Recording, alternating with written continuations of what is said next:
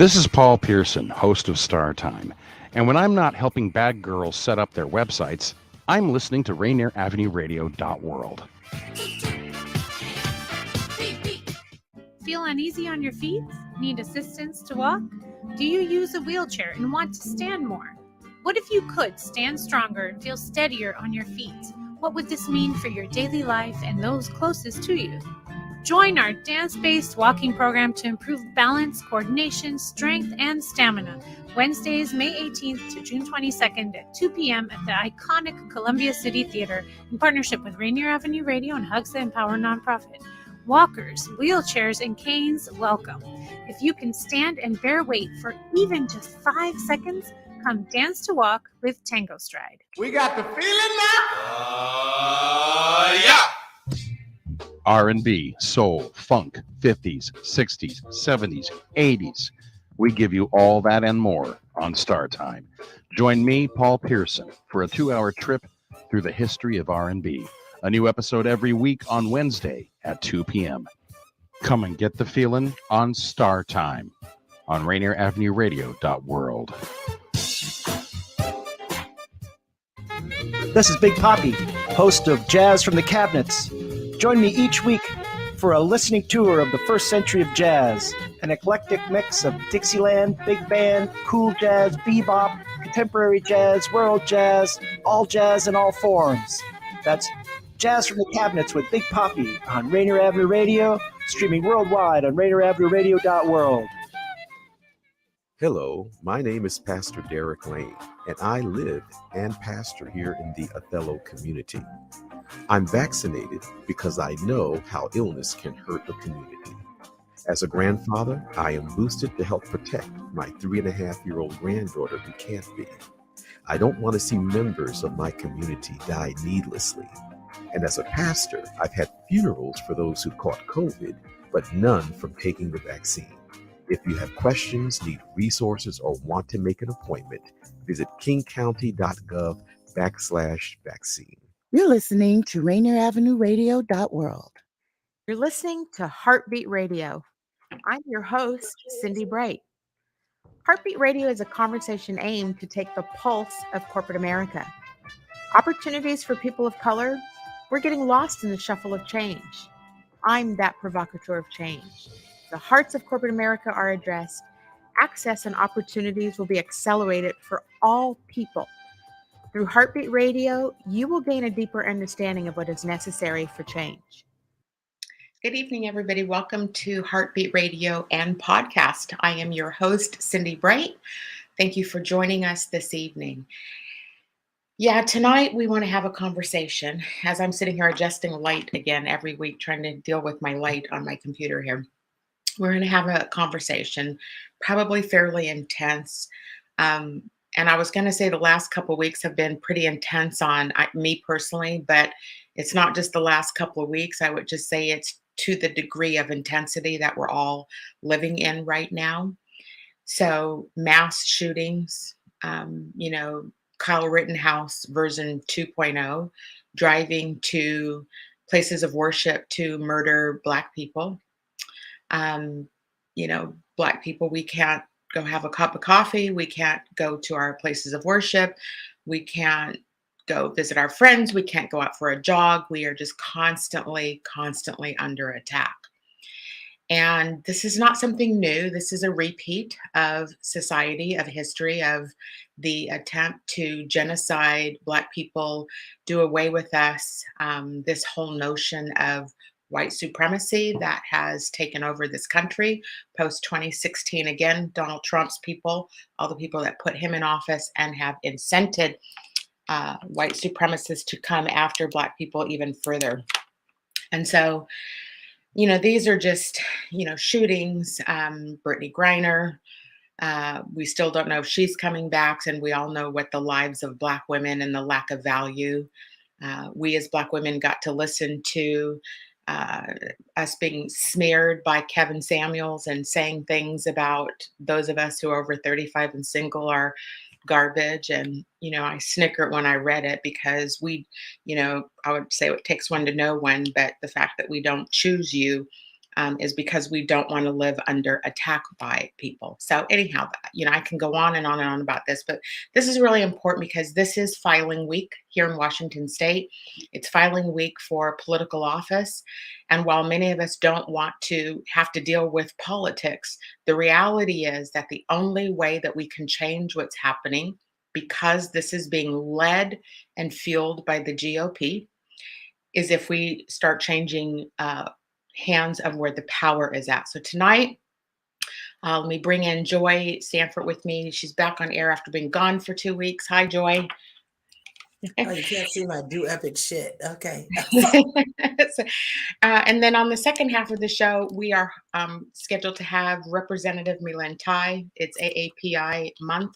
She is having challenges because we have a windstorm and her power is out.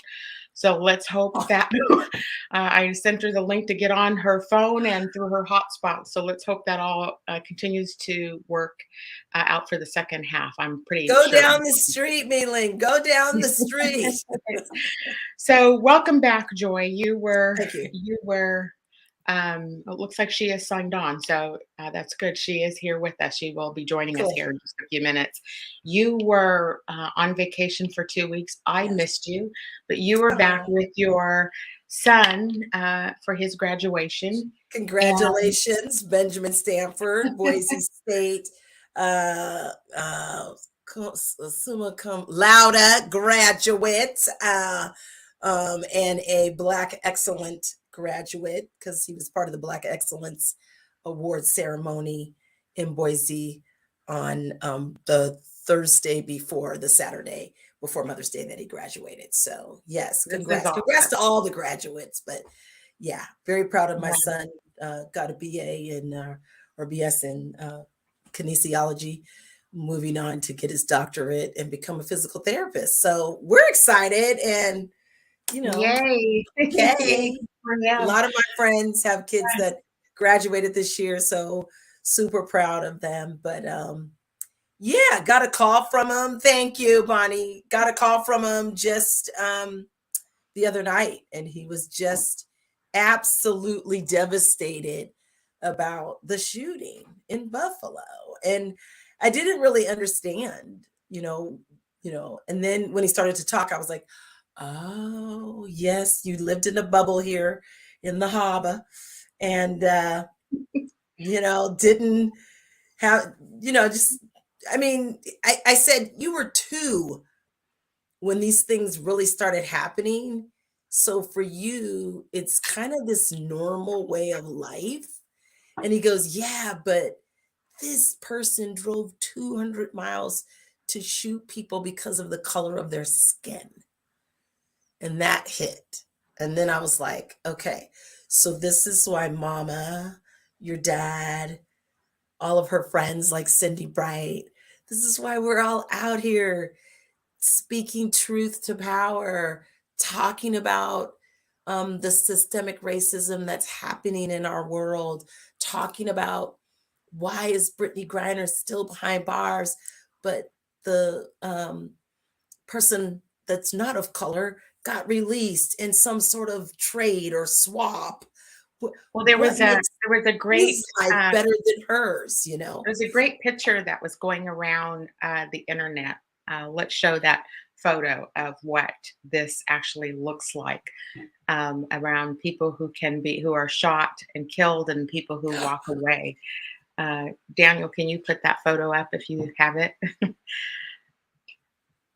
Yeah, there it is. That's the one we were talking about just today. Yeah. So this is just a classic example, when we, as Black community talk about these issues and how some of us can be shot, killed in the street for selling a cigarette, and others can drive 200 miles with the intent to kill, and in some circumstances driven by their moms out to these scenes, and not held accountable. And so, our vote, and maybe even stop to get a sandwich or Burger King. Let's not forget that. We're going to stop if you're hungry, but taken into custody without without Right. incident. Without While brown and black people, look, it's AAPI month, right? We have exactly. Asian hate, and as you were talking about your son, one of the things, I was going to share with our audience tonight. I know many people know me and know my family, but I'm sort of, I'm putting in quotation marks. I'm kind of lucky because my son looks white. And so my son is not the targeted one, albeit he hangs around, has a lot of friends that are black. And my daughter-in-law is brown. My daughter-in-law is Asian American.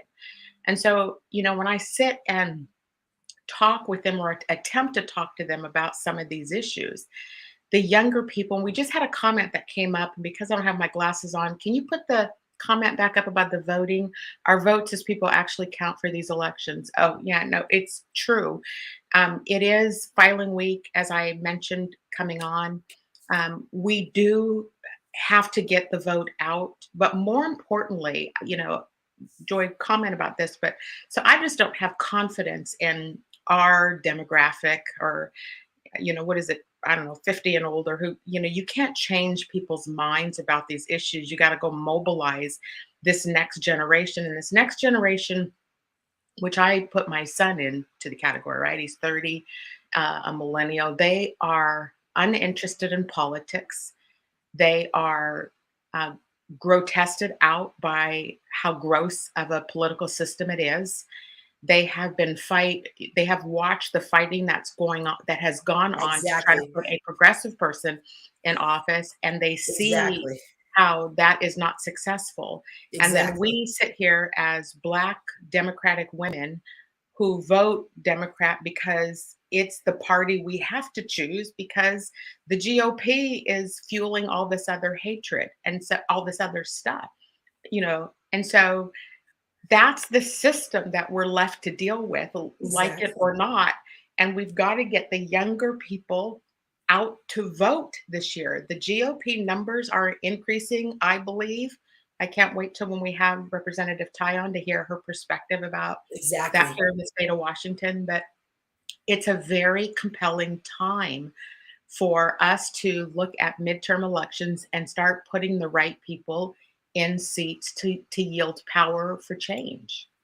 And it isn't, I was like, why are the young people not voting, or why are the young people not engaged? I wouldn't say not all are. Some are very engaged, but the folks that are not are, like you said, they think this is just the grossest thing because it's so divisive, and it's they're just mean-spirited. We're not having productive, courageous conversations as a country, as a community, as a LD, as a city.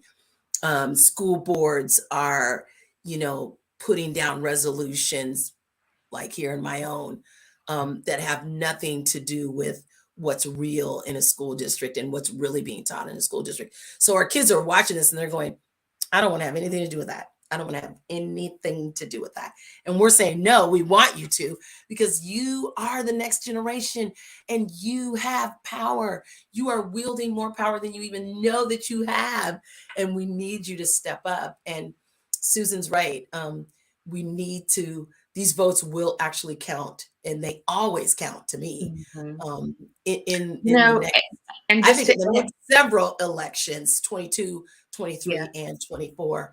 It would be nice to on the Democratic ticket to have people that are not 80 years old on it. It would be nice to get some, and I'm, we see some movement. And I stand with you, Biden, but we're going to need some younger folks to step up. I just don't understand. I mean, it's funny. We were talking about President Obama the other day. His hair turned gray really fast when he became president. So, but he was young. He was younger. He was ready. He was able to be out there.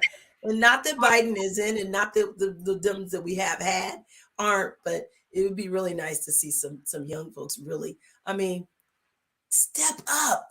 Just do it. And do you think that, to that end, do you think that, look, the people who, so remember the the debates when Joe Biden was nowhere near going to be the candidate on the ticket. Yes. And Yes. and yet we know how the game works, and to get people into office. And so here we are in a system that has a game, and Yeah. people don't, and it has to be played more or less to be able Yes. to propel yourself in. Yes. And then the question always becomes, once we watch you game your way in. So look, the people who put Joe Biden in office were the Black people. Remember, what's his Claiborne in South Carolina? Claiborne, and Went to work to get those. And so the Black vote propels him into office, and the Black people are now fighting for him to actually make some policy and do things. Hashtag cancel student debt. Like, do the things that our communities are sagged down with to help us to be able to build wealth and all those sorts of things. And that hasn't been done yet. And so, and he's going to need us again. The Democratic Party is going to need Black people to mobilize. While we here in the state of Washington have lost some of the people that Black elected officials that we had, and the things that and Brown, citing things about toxic cultures and all the things that people are having. People want lives more than they want to put up with that kind of crap day. Not enough pay, full-time job for part-time money, and who can survive on that? And interesting enough, I just came back from DC, so part of my vacation wasn't really vacation; it was work. I went to DC to lobby Congress on the reconciliation bill, so we could get Manchin and Sinema back to the table, so we can get that sign. Hashtag reconciliation bill. Let's get it done. And someone was telling me that a legislature had just voted themselves a raise. What? In like not a very wealthy, area. And I was like, are you kidding? And they're like, yeah, they just voted it. Didn't put it on the ballot or anything. What? Why you still have homeless people? And I get all of that, but you cannot expect these legislature folks to work full time around the year when we have session, when you're in session, for part-time money. I get that. And so, and then what they have to endure while they are trying to create change for constituents and help progress. They're there for us. People. They should be able to speak for us. If they're there for us, they should be able to speak for us, and they should have their moment where they have the opportunity to speak truth for their community members. And, I still look back and say. And so do you think,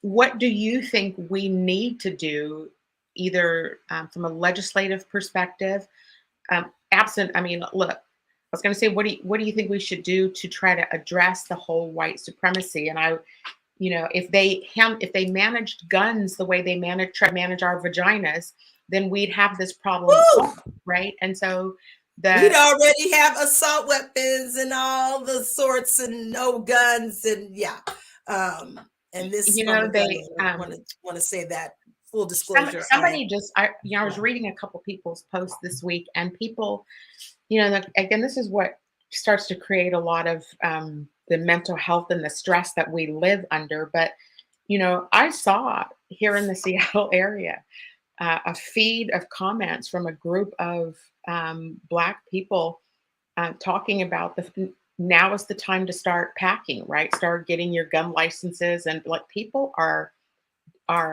grossly afraid of the fact that we can't even walk outside. We can't even sleep. So let's just talk about, no they will come in your house. There is a no. You can't even go to sleep at night in peace. Like, it's, let alone try to have a cup of coffee or go do anything. And so, love that. Okay. U.S.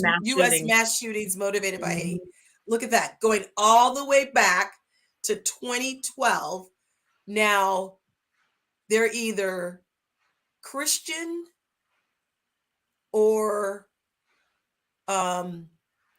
people of color. So, or I would say not even Christian, just religion or people of color. Mostly, I'm thinking, I know the AME Church was Black folks, Buffalo was Black folks, the synagogue, brown folks. The two synagogues, Charleston was the Black. Yeah. Yeah. So it's, I mean, and they said he had that young man had a manifesto. He repeated and quoted Tucker Carlson. You should be culpable for the lives that were lost, Tucker Carlson. Sorry.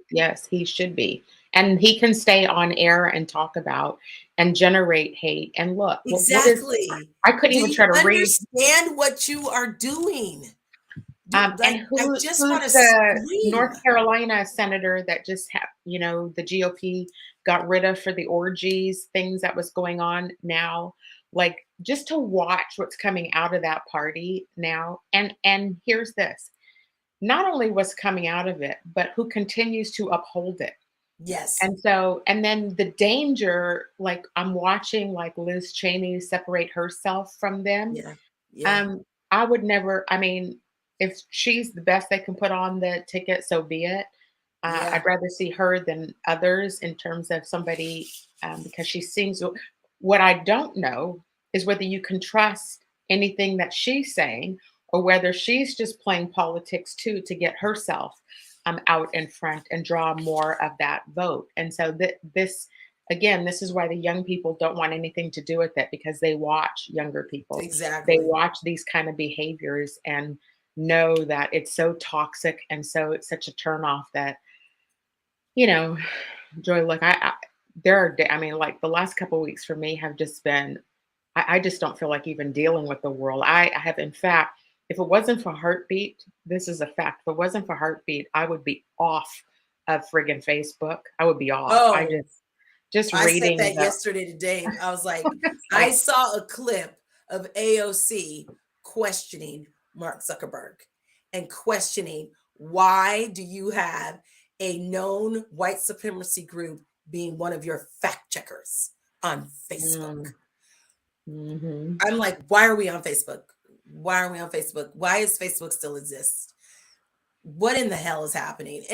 But it's where you can get the word out. It's where you can promote things. It's where you can at least promote goodness into the world and talk about your food and your kids and your grandkids.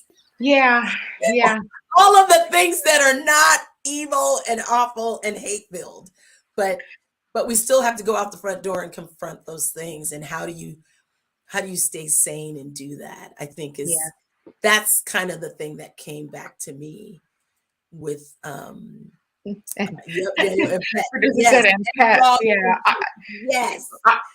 so hard. As his cat's name is Linda, so let me just acknowledge that I see my producer Daniel's photos of Linda often that make me smile, and it is kind of a reprieve from the normal crap that we have to watch. Part of what I find myself doing, which is why I had to separate, is you see a lot of the people who had a lot of opinions about Will Smith, but they haven't had jack to say about the mass shootings. No. And so and let me say this too. We know who you are. Like we watch, we have to pay, we as people of color have to pay attention to everything around us. And so we pay attention to who's making what comments so that we can go back and check and see, do they have a position on this, or and so those are the kind of things in order to protect ourselves. This is where I wanted to talk. In order to protect ourselves, we need to know who they are. Yes. And it's been a surprising on many levels post-COVID, right? It's just been a surprising awareness, I guess, of where you didn't expect things to come or where you didn't expect things to happen. And then I've seen some pleasant surprises too of people who have spoken out that I haven't seen spoken out in the past. And so it is an interesting it's an interesting time to watch and see how this is all playing itself out now, and what's going to be happening when all the hell breaks loose here towards the latter part of the year as we get closer to midterm elections. Yeah, exactly. When Let's the go back ads to the start- youth, though. You know, one thing somebody said to me was, we were talking about all the things that we have to deal with now, the DEI stuff in workplaces and in corporate America, nonprofits, it doesn't matter, just in the workplace. And this, I call her my business coach, said to me, the generation coming up behind you, Joy, the 2 generations coming up behind you, Joy, are not going to put up with what we put up with. And I said, well, I need all those kids and young folks to run for office. Because so if how they're do not we gonna put up with even what we get put them? up with, then those are Yeah. the folks that we want in office. Those are the folks that we want to push out front to speak and to But then we have to in order to do that, the internal workings of politics has to change. It has to change. Yeah. Because even you and I talked about earlier about someone we're going to bring on the show who when I asked the question about this particular person, the response I got was, well, he hasn't even contacted the Democratic Party. And I'm like, well, does he know he's supposed to? Because I didn't. Did you? Because I didn't. No, I mean, nobody knows. And who is the Democratic Party? That's not how they're working it. And so the tapping on the shoulder and the setting the next candidate in motion a year before they're actually being elected, you know, those are the things that, so you get young people. Look, I've supported several young people. I had a young man a couple years ago, ran over in Tri-Cities. He got no support. And so the whole notion of DEI is only promoted by the Dems when it's advantageous to promote it. When the challenge is that you got to go actually replace one of your folks that you've been propelling to be able to do this, because it's the same challenge in business, right? Well, we don't have any job openings. Cindy, how are we supposed to diversify? Well, create a spot, number one, or move somebody else on. Like, you can't just continue to perpetuate the same problem statement without having your elected officials who have been there for said 20 plus, 30 plus years and who need to move on and who haven't had a bill in how many years? Just saying. Yeah, well, we can't find a challenger for her. So this, again, inherently the problem, right? Like, you get career politicians and people who stay in these spots forever, and they may put one bill. I think the last one I know who you're referring to was 2016. They sit and chair committees. They become gatekeepers, and they control who comes in and who propels and who moves. And, you know, we've been watching it now for a few years, Joy, since we first met and ran in 2018. And you watch it year after year after year, and you see that it's the same sort of thing, which is why we here at HeartBeat, we don't play the game. We're trying to look at who we believe the community needs to have in office, and we're here to represent the voices of marginalized people. So we're not here to play the ongoing political game. Now, we bring I bring no Republicans on, because they will not have access on this platform to tout any of their BS or their hate. And we don't bring every candidate that runs for Democrats either. We, you know, put our heads together. This past year, I mean, I have done a lot of the grunt work to figure out who would be the right people, but we are trying to showcase and give a voice and a platform to people whose voices otherwise would not be heard. Predominantly who fit our moral compass and value system. And they're not always, like, we had Nicole Thomas Kennedy come on, so they're not always, you know, who was running. And it's been fascinating to watch now that she's not elected, how her ideas have now been plagiarized and are using for the new candidates good, because that's how this game is, right? Yeah, I saw her. We should have her come back on. Actually, we should. I don't even know if she's still interested. I remember it takes about a full year to get your life back after you've run and gone through that sort of stuff. So it's not. We know that. We know that. We do.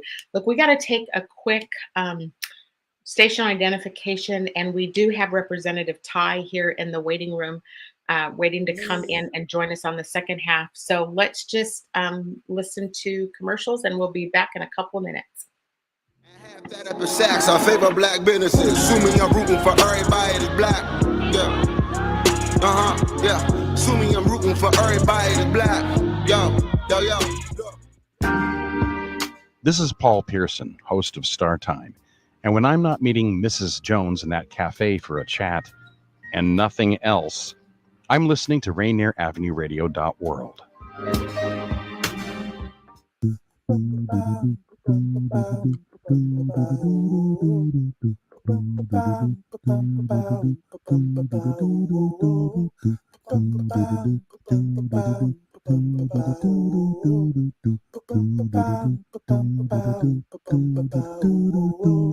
Wash your hands, don't touch your face, wipe things down, clean up your space. When you cough and sneeze, do responsibly.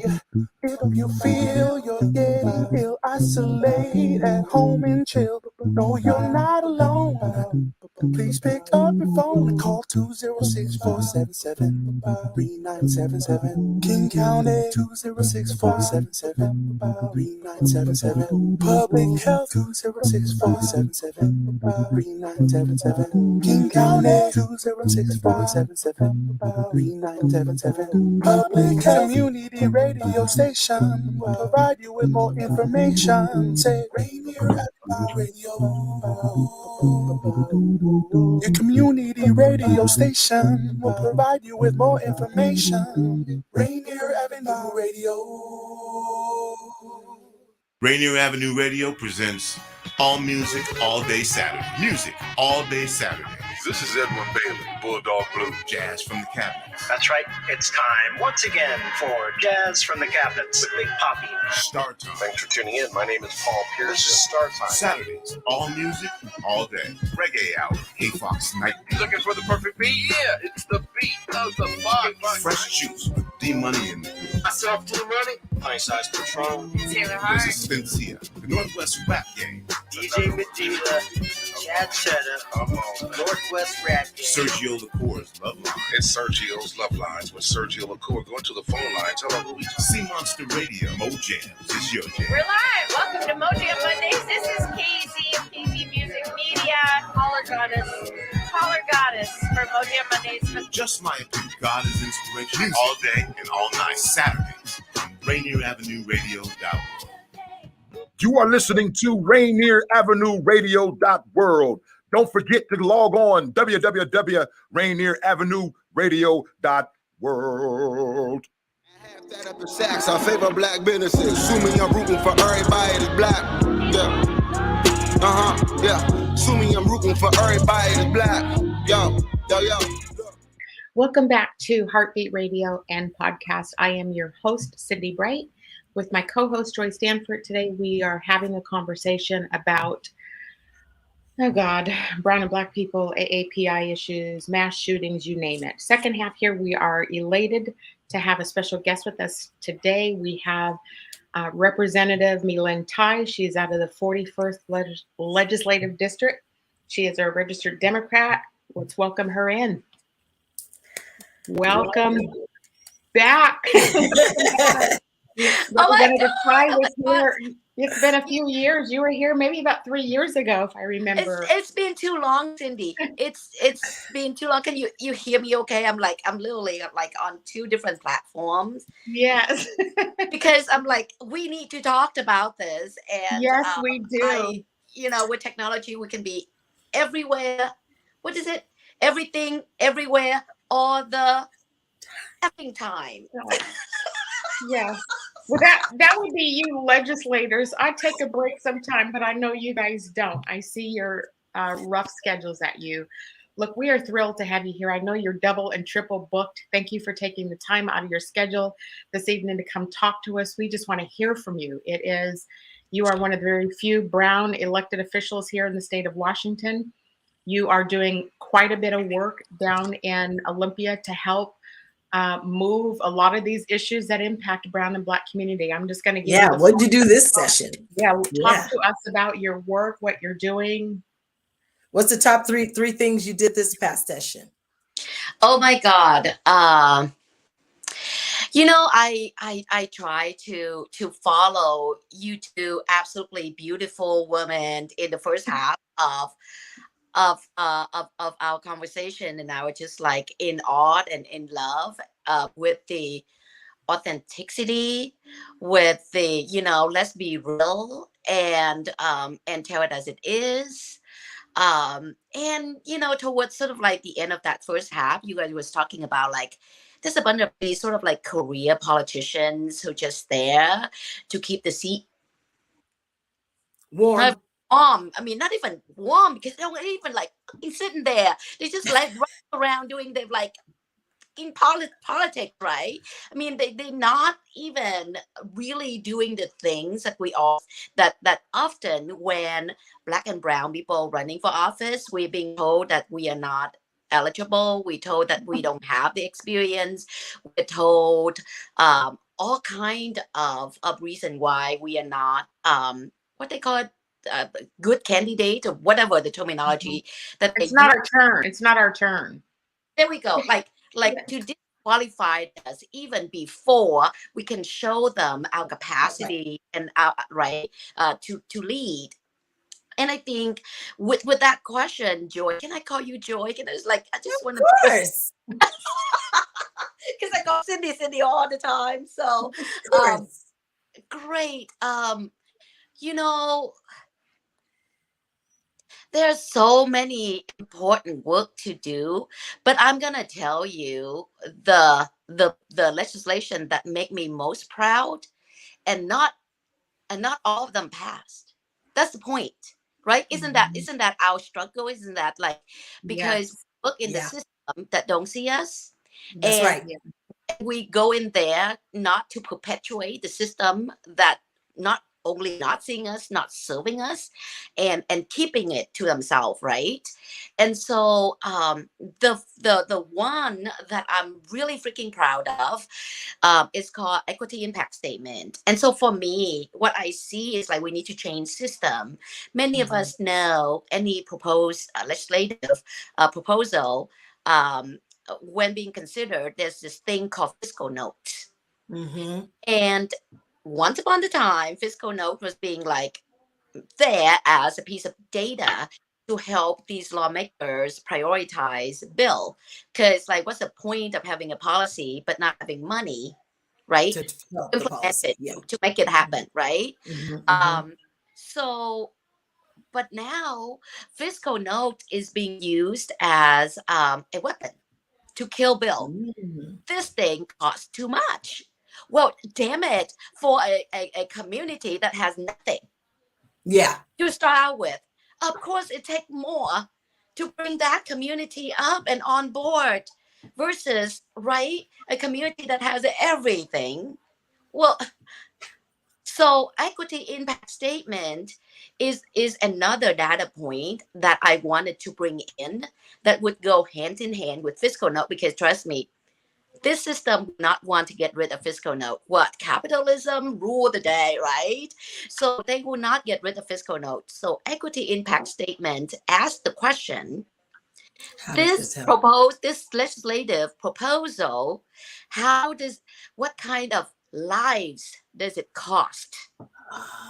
Whose life does it cost? Who fucking die, man? Like, who died because of this legislation? Who does it hurt? And those should be a data point for legislator, for lawmaker to prioritize their decision when they put a piece of policy into the book. In parallel with the dollar sign, because we are done with the dollar sign. I mean, how often do we have to fight for the dollar sign, right? Well, obviously that bill didn't pass.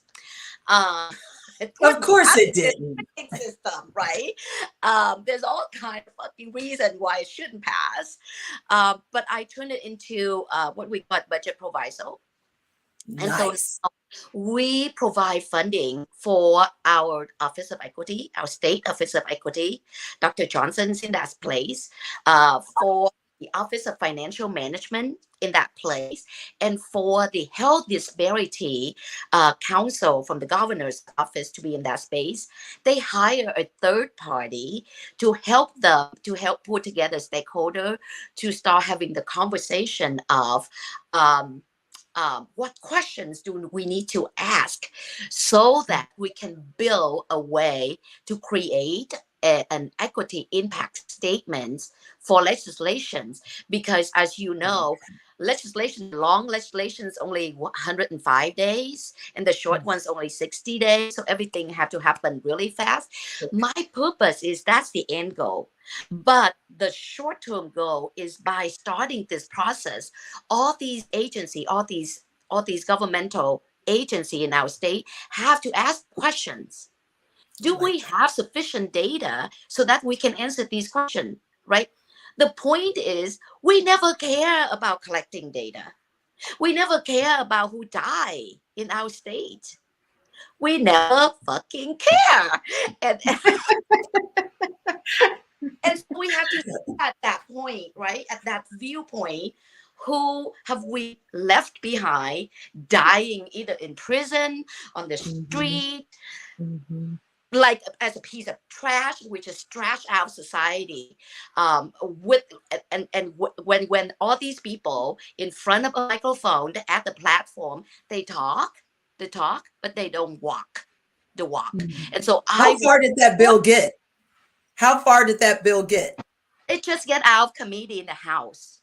Okay. And then it died in appropriation. And I turned it into budget proviso. It didn't go very far, Joy.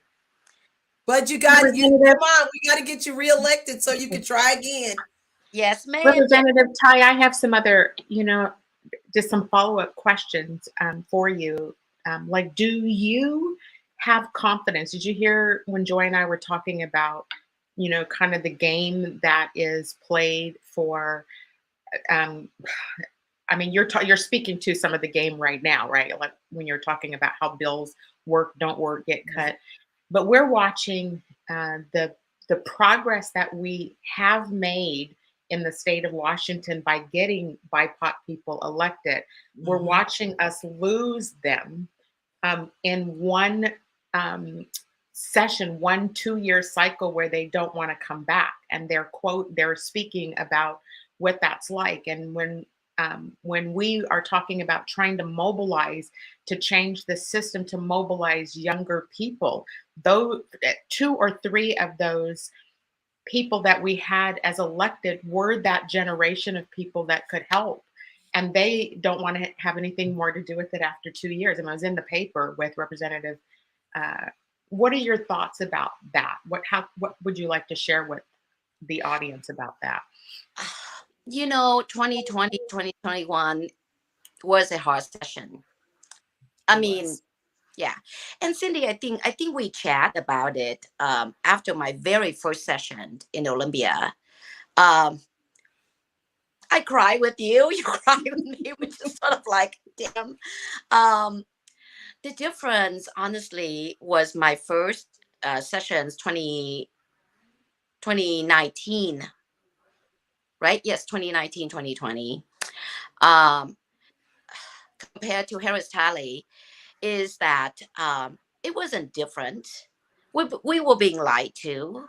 We being figure out how to survive in the system that was not made for us. That's right. We being left to be challenged and to be told that, see, you just a freshman. You not good enough. I mean, we were told that as a freshman, we will support you. What is your top priority bill? And we'll make sure that it will pass and get to the governor's desk, right? Because it's a way for the freshmen to be able to run their very first re-election campaign, right? So you can have something to come back to your constituent and talk about it, right? I don't know, not so much with member of color. And the difference is we were able to be in person and cry with each other. Yes. And supporting each other and hold each other, right? We hug each other.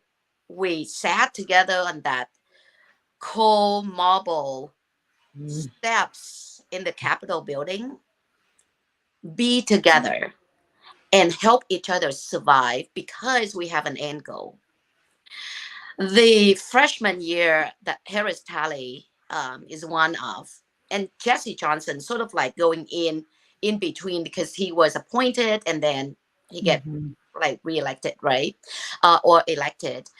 He's pretty much really technically in that freshman year, sort of like still trying to figure out how to navigate. But like as any color people of color to be in this position, we could, I mean, we know time is precious. That's right. When we got in, we jump on and we do the thing that's so important to our people because our people are dying out there, right? Time is precious. So we took on really, really hard issues in case of Jesse.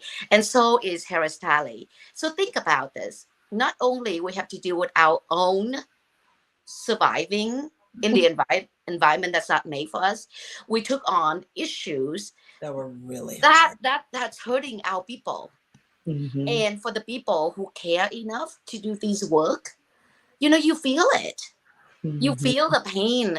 You hear our community crying each time you meet with them on Zoom and all that. And then you go back into the legislators and then you hear supposedly your allies, your colleague talking trash about why this is not working, right? I mean, it's painful. So there's multiple issues.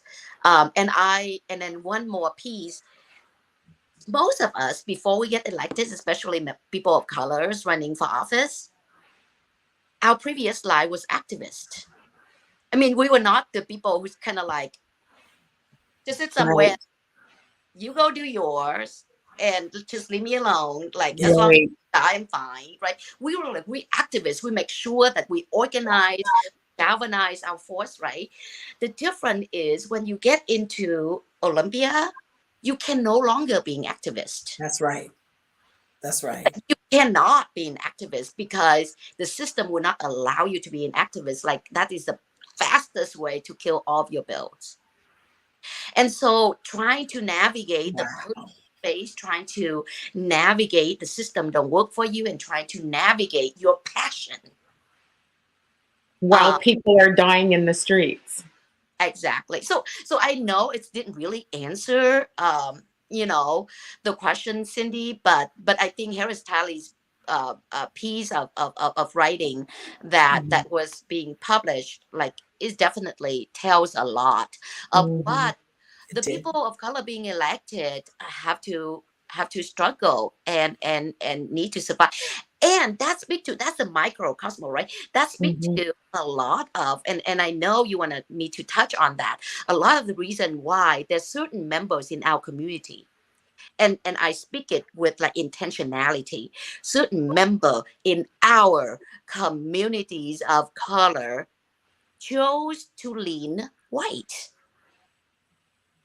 That's how they survive. They stay close to the power to survive, right? And so in the environment of Olympia, in that circle of politics, the same thing. So what do we do to change what that? do we do? What do we do? Because the whole notion we've already notion progressives. She was one of our progressives. I know, right? I know, right? And I think that's the thing. I remember this one white man told me, "My-Linh, politics is about plurality. Politics is about plurality." And like, I remember I was so naive. I was like argue with him, right? I'm like, this thing, like, what? It's like, what? But now I'm in it for 4 years now, my friends. Damn it. We have to take all that shit and figure it out. Politics is plurality. So there was somebody who, like, at another platform, I did say that in the House Democratic Caucus of Washington State Legislature, right now, member of color caucus is a third of the House Democratic Caucus. And this is what I'm saying. I'm saying that is not equitable. It is only equitable when we no longer count. You hear me? You mean like count the numbers? Like, why do you have to say that member of color caucus is a third of a Democratic caucus? You still see us as other. Oh. You hear me? Yes. Right? You see that? So we need to move us from a third to a half, and then we need to move us from a half to 60 before, and at some freaking point it's gonna be 100%. Because why not? Because why not? Exactly. Because when people of color show our leadership, be in the seat of power, guess who benefit? Everybody. Everybody. Yes. You know, why does everybody benefit when we're in power, but when we're not in power, oh, we're left behind? The shit about racism, right? I forgot to tell you, My-Linh, we're on air, and so I don't think she cares. I'm just it might bleep in the replays of the show, just so you know. No, I'm just giving you a. I love it. I love your authenticity. Yeah, and you clearly have been in for 4 years, because the last time I talked to you, you were way more reserved with how you, and it's good, because this is what, and this is important for our community to see and understand, right? Like women who look like you, who look like me and Joy, who are out here with our families being murdered and all the things that are happening, our businesses, like everything through COVID, healthcare, I mean, you name it. It's our communities collectively, brown and Black people. Our communities suffered the most. And so if they expect us to be, not have fire in us when we talk about these issues, when we're trying to drive these issues through, we can no longer just play this game of pleasing people and, trying to manage it, across the aisle. I mean, I get it. I mean, I'm sure there are some very fine Republican people who are elected trying to do the right things, but we ain't got time for this crap anymore. Like that, we don't have time for it. Our families are suffering. And we even saw the Asian hate this past weekend as well. With the doctor that got killed in the church, in the Asian church. And it's like, are you kidding? Really? What is happening? And in Dallas, a white man went into a nail salon, right, shooting 3 Korean women. Thank goodness, life was not lost. But why? Why the hate so much? And I think you touch, Cindy, you touch civility. I can be very civil. I can be very elegant. I can put on something really pretty and walk the carpet. And so could you, Cindy, and so could you, Joy, right? While some other people with that cloak of civility cover their murderous, their non-civil behaviors and action. So for us, like this whole madness and angers, and show our passion and show where our hurts are. I mean, this is the thing. We need to show our hurts. We need to let those hurt out so we can survive and keep doing the work. And I did mention, right, that's why 2020, 2021, 2022 session has been so hard, because we all coop up in our own space. You don't have the capacity to really let those hurt out in order to renew us, so we can continue to do this hard work. And the reality is, yes, you need a seat at the table so that we can put a stop to this continued policy that would not, in the end, it's all about money. Like where the funding would go to and who the funding is going to support, what data would support it, right? And so we need to be in that space to stop the bleeding of our people, while the activists outside, the grassroots outside, continue to keep the fight and keep the pressure to keep, right, the people who's inside. I mean, the outside and inside, we gotta do things together. Correct. We can't be complacent. You know, I appreciate something we've sort of not really talked about tonight, but it's been implied in everything you said and everything Joy and I talked about, which is the mental health of the people who are in the fight. And so what people are seem to not completely comprehend is the mental aspects to doing this. You're on the inside and we're on the outside, and we're doing the exact same fight, right? Like we're the people keeping pressure by bringing you legislators on and asking questions and letting our community see who you are, activating people to vote for you, because we need you to help us change all this stuff out here that we're out here being activists for. And thank God, I've said it to Joy a zillion times, I am glad I dodged that bullet, because there is no way I could be an elected official and sit there and play politics and play nice and not have an opinion or push or be an activist inside when my family can't walk out the front door to have a cup of coffee. Right? Or sit in church, or sit go in to the church, store, or go grocery shopping. Live. So, Live. I mean, Yes. it's let us live. Yes. Right? While we contribute more, we as working people pay more to taxes. Yeah. The inequitable system. We as working people get paid less. Yeah. Right? For the labor that we put in. We as work, it's like, seriously, this entire freaking society, we carry the entire society on our back. Yeah. That's right. Yet, our voice was never being invited into the space. And I appreciate you so much, Cindi, to have this platform and to pull our community together and to hopefully stop that thing, the thing that those of us outside that hurting so much, thinking that those that went inside no longer care. That's not true.